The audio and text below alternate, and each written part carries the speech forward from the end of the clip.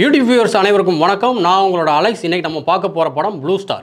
ரஞ்சித்தோட ப்ரொடக்ஷனில், ஜெயக்குமார் டைரக்ஷனில், அசோக் செல்வன், கீர்த்தி பாண்டியன், சாந்தனு பாக்யராஜ், பிருத்வி பாண்டியராஜன், குமரவேல், பகவதி பெருமாள் மற்றும் பலர் நடிச்சிருக்க படம் தான் ப்ளூ ஸ்டார். இந்த படத்தோட ரிவ்யூ தான் நம்ம இன்றைக்கி பார்க்க போகிறோம்.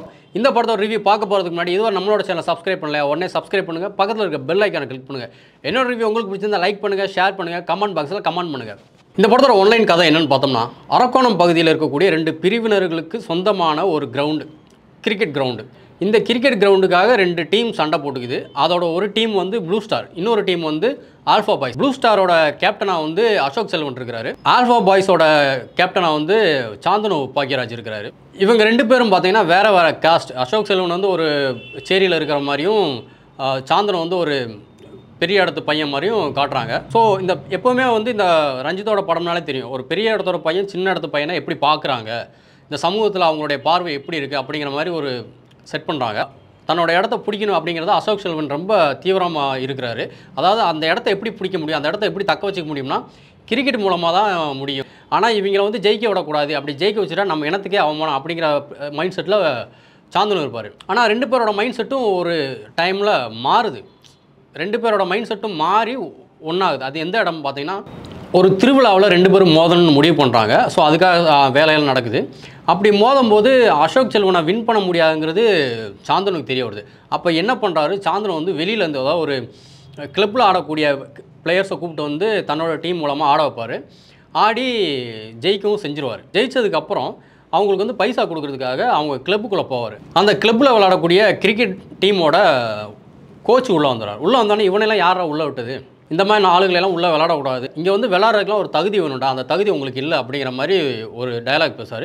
இந்த டயலாக் பேசினதுக்கப்புறம் சாந்தனுவும் அசோக் செல்வனும் ஒன்றா சேர்றாங்க. இப்போ இந்த ரெண்டு டீமும் ஒன்றா சேர்ந்து, அதாவது ப்ளூ ஸ்டாரும் ஆல்ஃபா பாய்ஸும் 2 பேரும் ஒன்றா சேர்ந்து அந்த கிளப்பில் இருக்கிற டீமை எப்படி வின் பண்ணுறாங்க அப்படிங்கிறது தான் படத்தோட கதை. பட் இந்த படத்தோட கிளைமேக்ஸ் நம்ம எதிர்பார்க்குற மாதிரி இருக்காது, வேறு மாதிரி இருக்கும். பொதுவாகவே வந்து ஜெயிச்சிருவாங்க, ஓடி ஆடி ஜெயிச்சிருவாங்க அப்படின்னு நினைப்பேன். ஆனால் அதை தாண்டி ஒரு விஷயம் அந்த படத்தோட கிளைமேக்ஸ் நடக்கும். இந்த படம் முழுக்க 90s நடக்கிற கதை அப்படிங்கிறனால அங்கங்கே சூப்பர் ஸ்டாரோட பிக்சர், தளபதி ரசிகர் மன்றம் அப்படிலாம் அங்கங்கே இருக்குது. அப்புறம் வந்து வாஷிங் பவுடர் நிர்மா, அந்த மாதிரி போஸ்டர்லாம் இருக்குது. இந்த மாதிரி 90s விஷயங்கள்லாம் நிறையா இருக்குது. அதேமாதிரி 90s லவ், அதாவது அவங்க லவ்வர்ஸ் பேசுகிறதே கொஞ்சம் டிஸ்டன்ஸ் மெயின்டைன் பண்ணி பேசுகிறது, லெட்டர் மூலமாக எழுதி லவ்வர் சொல்கிறது, லவ்வர் கொடுத்த 20 ரூபா நோட்டை வாங்கி புக்குக்குள்ளே வச்சுக்கிட்டு குட்டி போடுன்னு சொல்கிறது, இந்த மாதிரி சின்ன 90s கிட்ஸுக்கான விஷயங்கள்லாம் இந்த படத்தில் வச்சுருக்காங்க. அசோக் செல்வனுக்கு ஆப்போசிட்டாக கிளப்பில் விளாட்ற ஒரு டீமாக வந்து புல்லட் பாபா அப்படிங்கிற ஒருத்தர் வருவார். அவர்கிட்ட வந்து அசோக் செல்வன் டீம்லேருந்து ஒரு 2 பேர் போய் கேட்பாங்க, ஏன் சார் நீங்கள் வந்து இந்தியன் டீமுக்கு விளாட மாட்டேன்னு அடம் முடிக்கிறீங்களாமே, ஏன் அப்படின்னு கேட்கும்போது அதுக்கு அவர் சொல்லுவார், எப்படி நம்ம போனாலும் நம்மளை சேர்த்துக்க மாட்டானுங்க, நம்மளை அவாய்ட் பண்ணுவானுங்க, எதுக்கு நம்ம போய்கிட்டு, இந்தியன் கிரிக்கெட்னாலே ஒரே பாலிடிக்ஸ் தான், இந்தியானாலே ஒரே பாலிடிக்ஸ் தான், அதனால் என்னுடைய லட்சியம் ஃபுல்லாக வெஸ்ட் இண்டீஸில் சேர்றதுக்கு தான். ஸோ ஃப்ளைட் டிக்கெட்டுக்காக வெயிட் பண்ணிகிட்டு இருக்கேன், வந்தோடனே நான் வெஸ்ட் இண்டீஸில் போய் சேர்ந்துருவேன் அப்படின்னு சொல்லுவார். அதெல்லாம் கிளாப்ஸ் அல்லது தேட்டரில். அதே மாதிரி அவர் தட்டி கொடுத்துட்டு போகிறது, அதாவது அவ்வளோ பெரிய பிளேயரு, அந்த 2 டீமையும் பார்த்து தட்டி கொடுத்துட்டு போகிற விஷயம்லாம் சூப்பராக இருக்குது. அப்புறம் ரொம்ப மெனக்கடல, லொக்கேஷனுக்கு ரொம்ப மெனக்கடல, ஒரு காலியான ஒரு ரயில்வே ஸ்டேஷன், ஒரு காலியான கிரவுண்டு, ஒரு ஸ்கூலு, அவ்வளோதான். இவ்வளோ தான் லொக்கேஷன். இதிலேயே படத்தை முடிச்சிருக்காங்க. ஸோ அது கொஞ்சம் நெருடலாக இருக்குது. இன்னும் கொஞ்சம் லொக்கேஷன் நிறையா சேஞ்ச் பண்ணி எடுத்துருக்கலாமே அப்படின்ட்டு. அசோக் செல்வன் வந்து ஃபேமிலி வந்து ஒரு கிறிஸ்டின். ஆனால் படம் ஸ்டார்டிங்லேருந்து ஒரு எண்டு முன்னாடி வரைக்குமே வந்து நம்ம வந்து கிறிஸ்துவ மதத்தை ஒரு காமெடியாகவே கொண்டு போயிருப்பாங்க. ஆனால் கடைசியில் அந்த கிறிஸ்துவ மதத்தை தூக்கி நிப்பாட்டுவாங்க. அது ஒரு நல்ல விஷயமா இருக்குது. அதாவது ஒரு மதத்தை கூட தாழ்த்தி பேசாமல் ஒரு படம் கொண்டு போயிருக்காங்க அப்படிங்கிற விஷயம் இந்த படத்தில் நல்லாயிருக்கு. பகவதி பெருமாள் அவருக்கு வந்து இதில் வந்து ஒரு பெரிய வெயிட்டான ஒரு கேரக்டர் இருக்குது. அதாவது ரெண்டு டீம் இருக்கு இல்லையா, வேறு டீம், அவங்க 2 பேரையும் சேர்த்து வைக்கக்கூடிய ஒரு டீமாக இருக்குது. அதாவது அவர் தான் இந்த டீமை வந்து 2 ஒன்றா சேர்த்து ஒரு ஃபைனல் வரைக்கும் கொண்டு போகிறாரு. ஒரு டீமோட கோச்சாக மட்டும் இல்லை, அந்த ஊருக்கே வந்து ஒரு முன்னுதாரணமாக இருக்கிற ஒரு கேரக்டரை வந்து பகவதி இந்த படத்தில் ப்ளே பண்ணியிருக்காரு.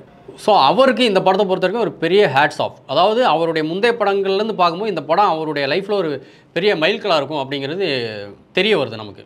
மியூசிக் இந்த படத்தோட பெரிய ப்ளஸ்ன்னு சொல்லுவேன். அதாவது பிஜிஎம் அள்ளி எடுக்குது. அதாவது சாந்தனுக்கு ஒரு மியூசிக் இருக்குது, அசோக் செல்வனுக்கு ஒரு மியூசிக் போடுறாங்க. ஸோ மியூசிக் வேறு லெவலில் இருக்குது. சாங்ஸ் எல்லாம் பட்டையை கிளப்புது. பிருத்வி பாண்டியராஜன் எஸ்பெஷலி இந்த படத்தில் சொல்லி ஆகணும்.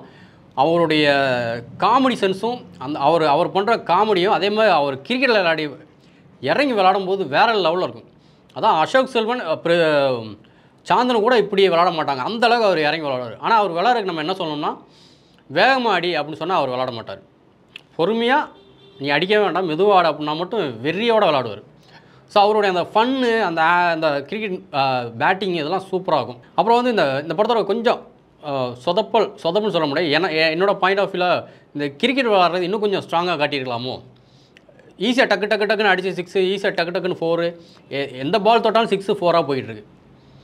அது கொஞ்சம் அவாய்ட் பண்ணியிருக்கலாம், கொஞ்சம் அதுக்கு கொஞ்சம் மெனக்கட்டுருக்கலாம், அதை காட்டுறது கொஞ்சம் மெனக்கட்டுருக்கலாம் டைரக்டர். மற்றபடி படம் வேறு லெவலில் இருக்குது. பொதுவாக ரஞ்சித் படம்னா நம்ம என்ன நினைப்போம், ஒரு 2 ஜாதிக்கான ஒரு படமாக இருக்கும். ஒரு மேல் ஜாதி, ஒரு கீழ் ஜாதி, இவங்களுக்குள்ள ஸ்ட்ரகிள் எப்படி இருக்குது, மேல் ஜாதிக்காரங்க கீழ் ஜாதிக்காரங்களை எப்படி நடத்துகிறாங்க அப்படிங்கிற ஒரு பேட்டர்னில் தான் அவர் படம், அதாவது அவருடைய ப்ரொடக்ஷனும் சரி, அவருடைய படமும் சரி இருக்கும்.